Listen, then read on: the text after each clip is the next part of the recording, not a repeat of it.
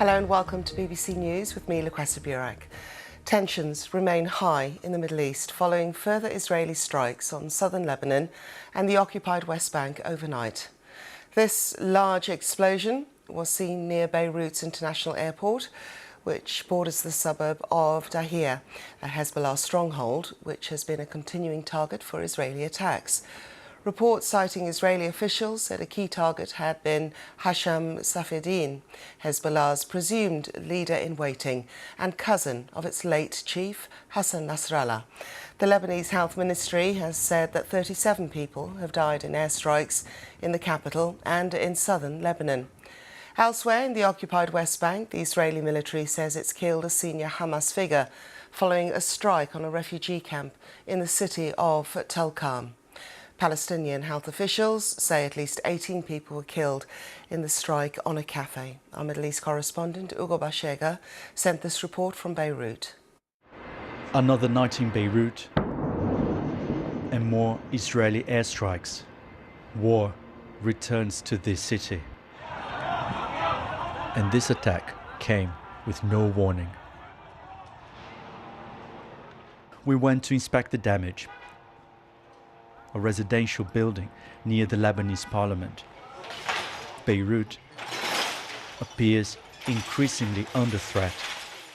This is where an emergency response group linked to Hezbollah operated, now gone. They were just emergency service workers. This is the truth.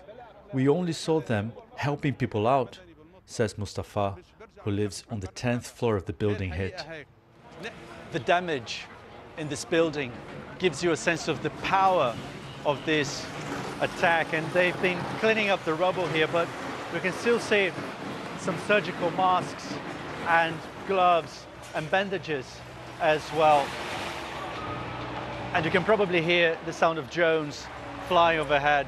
This is a densely populated district here in central Beirut. These are some of the victims of the attack. They include one rescue officer and 2 paramedics. The recent Israeli airstrikes have killed 97 medical workers across Lebanon, according to the health minister. The Israeli military hasn't commented about this attack. But this Hezbollah MP remains defiant. Things are clear, and our position has remained unchanged. We've not deviated an inch from it, and we shall continue down this path. The cemetery across the street wasn't spared the damage. These days in Beirut, there's no peace for the living or the dead. Hugo Bashega, BBC News, Beirut. Well, Saeed Shahata from BBC Arabic updated us on the latest from the overnight period.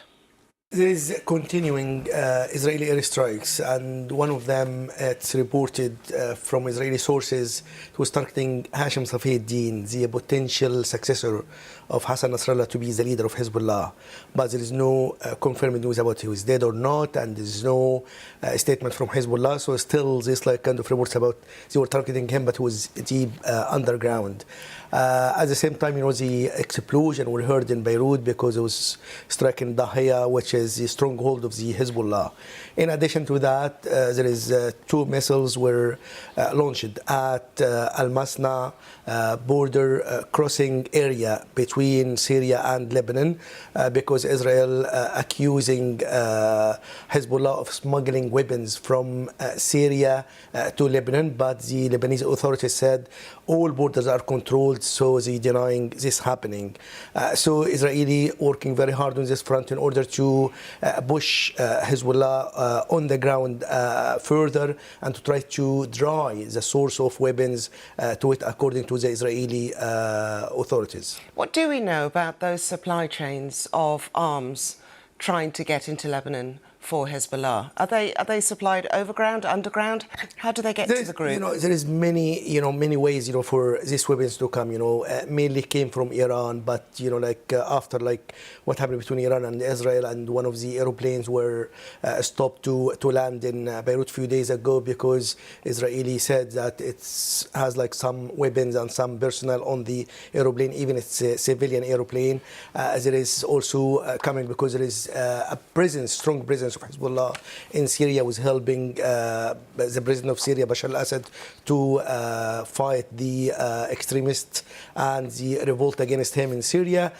So there is many sources coming from the Houthi, through the Red Sea. So there is many sources for the weapons coming to Hezbollah. But still, they have, like, according to military statistics, have like 150,000 missiles and drones, which is like is a very strong thing to face. And still, like, the Israeli said, is still a strong enemy. It's not, the war is not over yet. So there is, like, still Hezbollah, and one of the evidence of that, 8 Israeli soldiers were killed yesterday because, according to the Israeli military, after the clashes on the ground. So the fight is fierce between them, and I think the ground operation will be faced by a strong opposition, as the deputy leader of Hezbollah, Naim Qassem, said, will be ready for any clashes with Israeli on the ground. And that was Saeed Shahata there. Well, earlier I spoke to Dr. Simon Frankel-Pratt, a senior lecturer in political science at the University of Melbourne, and I asked for his assessment of Israel's current strategy around that key border area.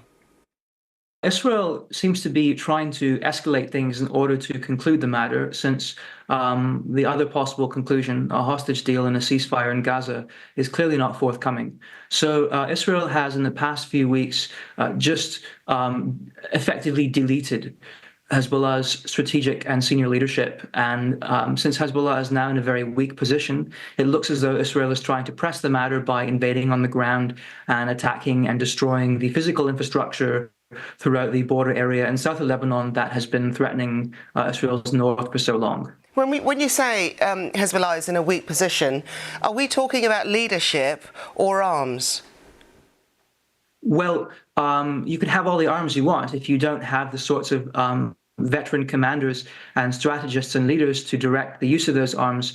They're not going to do you all that much good. So yes, Hezbollah has plenty of rank and file personnel, but the senior leaders of the organization cannot be easily replaced. They have many decades, in some cases, of combat experience, of training, of long-standing relationships with partners in Iran and in other parts of the region. And without those senior leaders, the organization is way, way weaker than it has been in decades. We'll get to energy and oil in a moment and that current strategy. First off, a question I put to my colleague, and that was the supply of arms to Hezbollah.